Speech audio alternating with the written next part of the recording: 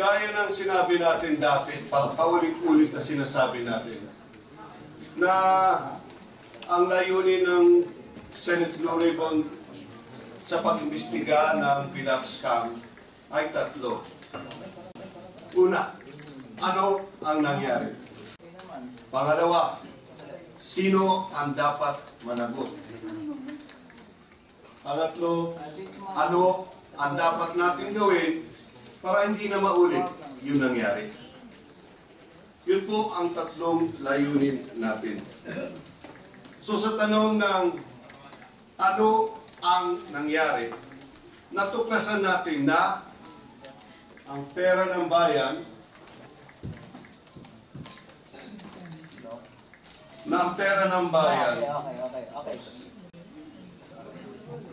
napagplanuhan. May ginawang plano.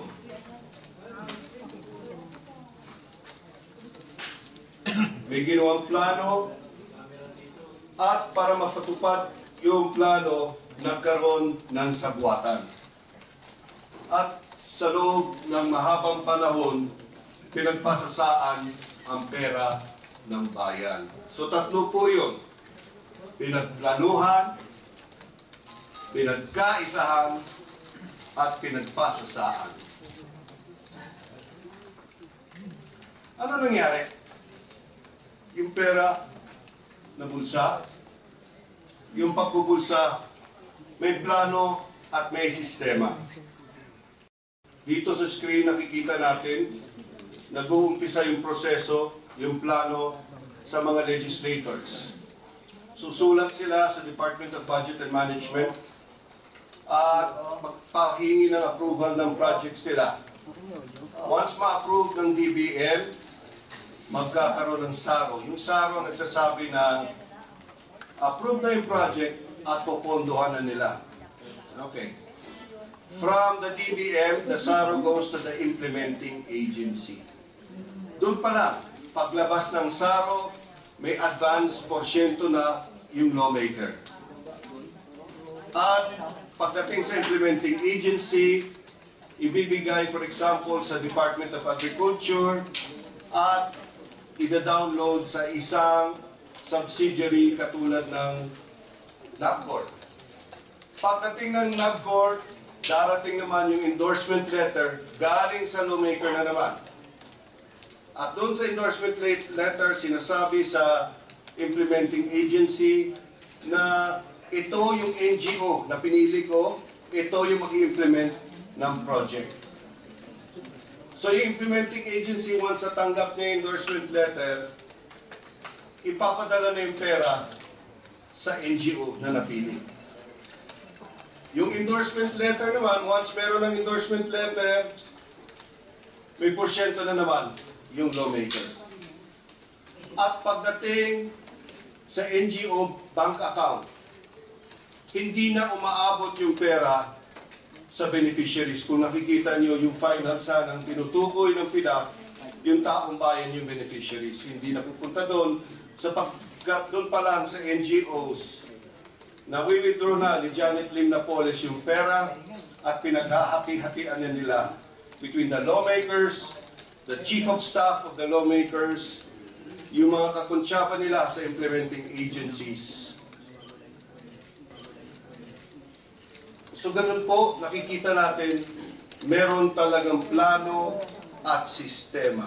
At step by step sila, tignan natin. Step 1, creation ng mga NGOs. Nakita natin dito sa mga hearings na yung mga ginagamit na incorporators ay mga relatives ni Janet Lim Napoles, mga house help ni Janet Lim Napoles, yung iba driver, gardener. At ayon sa whistleblowers, sinasabi nila yung iba galing, mga pangalan galing pa sa phone directory, telephone directory. Yung iba patay na. Yung iba naman, ang pangalan ng tunay na tao pero walang pahintulot. Tulad nung kawawang welder sa Australia na nag-migrate, nagtatrabaho sa Australia, nalaman na lang niya, kasama siya sa investigasyon dahil nakita niya sa TV, kasangkot na pala siya sa NGO ni Janet Lim Napoles. At sinabi rin ni Ben Herloy na pag merong inspection, yung mga implementing agencies sa mga NGOs, gumagawa lang sila, kunwari, na opisina. Kumukuha sila ng lugar, linalagyan nila ng silya, linalagyan nila ng mesa, computer, dokumento, at doon na lang, pinapa-inspect. Pagkatapos, sa balutan na sila, balik na naman sa Discovery Suites sa opisina ng JLN. Yun ang step 1. And then step 2, negotiations between Janet Lim Napoles and the lawmakers. Dalawang klaseng negotiations nangyari dito. One, yung tinatawag kong direct marketing. Si Janet Lim Napoles mismo ang pupunta sa lawmakers at kumakausap sa mga lawmakers, nakikipag-deal. Yung pangalawa, yung indirect marketing. Ano yun? Yung lawmakers mismo pumupunta sa Discovery Suites at inaalok yung kanilang PDAF para magamit ng JLN at makahati sila dun sa PDAF nila. Yun yung indirect marketing. And then step 3 would be the implementation of the scheme. Nakita naman natin yung implementation mula sa lawmaker, dadalhin sa DBM, mula sa DBM, dadalhin sa implementing agencies, ida-download sa subsidiary ng implementing agencies, tapos dadalhin sa NGO. Once na doon na sa NGO, hahati-hatiin na yun ni Janet Lim Napoles.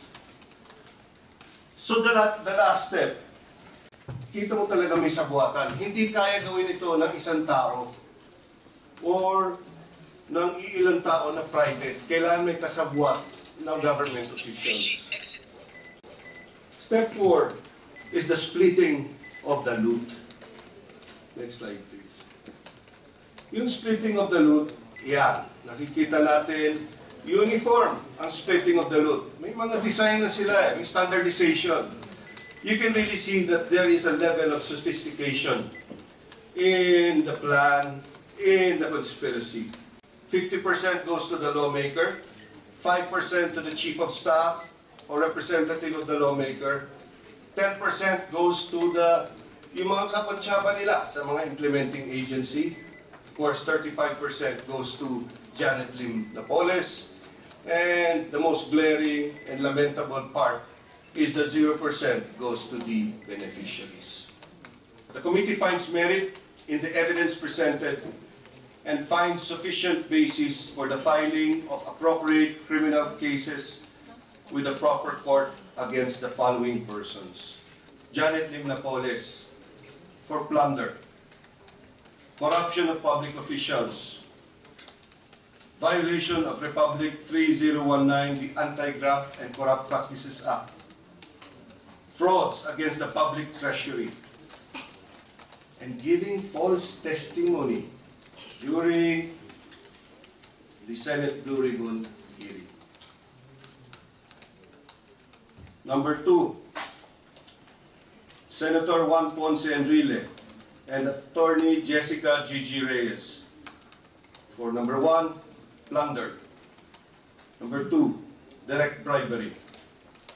Number 3, violation of the Anti-Graft and Corrupt Practices Act. Number 4, frauds against the public treasury. And number 5, violation of the Code of Conduct and Ethical Standards for Public Officials and Employees. Number 3, Senator Jinggoy Estrada and Pauline Labayen for plunder, direct bribery, violation of the Anti-Graft and Corrupt Practices Act, frauds against the public treasury, and violation of the Code of Conduct and Ethical Standards for Public Officers. Bong Revilla and Attorney Richard Cambe, plunder, direct bribery, violation of the Anti-Graft and Corrupt Practices Act, frauds against the public treasury, violation of the Code of Conduct and Ethical Standards for Public Officials. Number 5, Alan Havellana of the National Agribusiness Corporation or NABCOR and Antonio Ortiz of the Technology Resource Center.